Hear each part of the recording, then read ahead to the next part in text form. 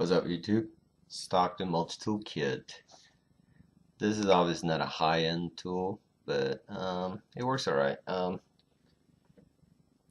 with needle nose. I like needle nose. Wire cutter right here. It's not replaceable like high-end, tools, but it's alright. The whole thing was 20 bucks, so I can't really complain. Comes with a blade, wood saw, awl,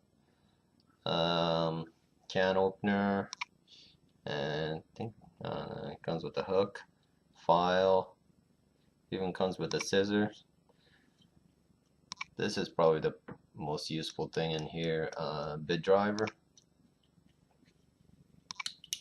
This kit comes with a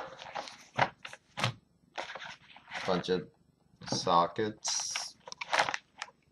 Oh, whatever. This is where it goes. A little extension